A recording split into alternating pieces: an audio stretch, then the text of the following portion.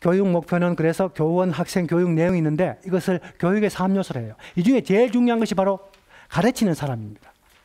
그래서 우리는 훌륭한 선생님한테 공부를 재미있게 배우는 이런 모습들을 늘 꿈꾸는 것이죠.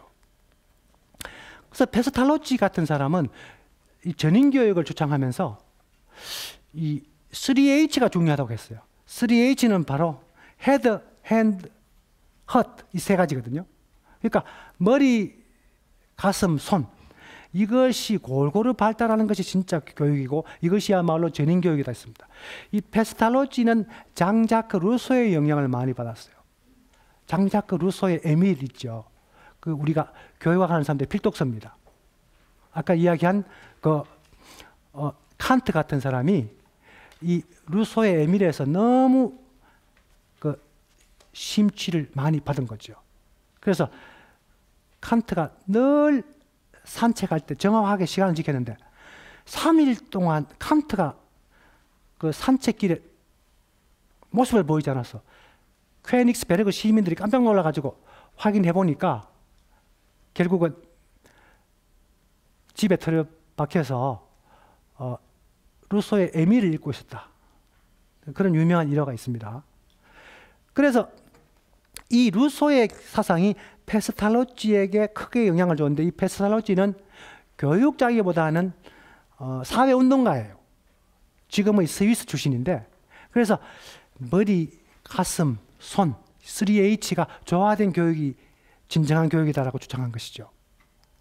그래서 우리가 일반적으로 창의성을 키워나가는 교육은 바로 기다림을 통해서 가능하다는 겁니다. 그래서 창의적 교육이라는 것은 창의적이 될 수 있는 가능성을 꾸준히 높여가는 과정입니다.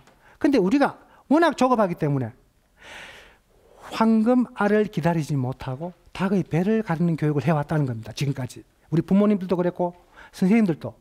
학교도 마찬가지입니다. 부모님들이 학교에 가서 뭔가 배워와야 될 거 아니야. 이걸 빨리 요구하니까 학교 선생님들도 그렇게 가르칠 수밖에 없는 거죠. 효율을 목적으로 할 수밖에 없는 겁니다. 이거죠. 그래서 우리는 창의성 교육이라 하십시고 1시간 수업을 하고 나면 늘 창의적인 산물을 요구를 해요. 그게 가능합니까? 그건 교육이 아닙니다.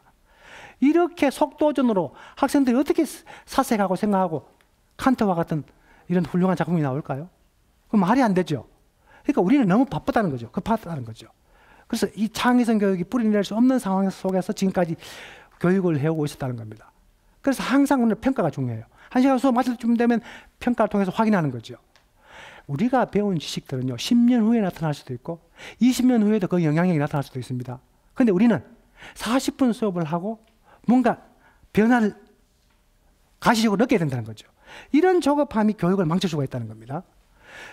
그래서 일반적으로 우리가 창의성은 긴 기다림으로부터 나오는 것이고 산출물을 그렇게 많이 빨리 기대하는 것은 바람직하지 않다는 걸 알 수 있고 그 다음에 창의성을 이야기하면서 또 짚고 넘어가야 되는 것이 뭐냐 하면 우리는 창의적인 가치를 알아야 되지 우리는 너무 기술적으로 접근하고 있어요. 그래서 우리는 음악 시간, 미술 시간에 특정한 기능을 기술과 기능을 익히는 데 교육의 목적이 있는 거죠. 이게 교육의 목적이 아닙니다. 페스탈로치에 의한 교육이나 루소의 에밀에서 이야기하는 교육이 아니죠. 그러면 어떻게 해야 되느냐? 예를 들면 미술, 음악 같은 것에서는 이런 여러 훌륭한 예술가들의 작품에 접할 기회를 많이 주는 것이죠. 그래서 이걸 전통에 입문시킬 수 있는 기회를 많이 줘야 된다는 겁니다. 그래서 가슴으로 직접 그 예술적 작품의 아름다움을 느끼는 교육 이런 것들이 필요하다는 것이죠.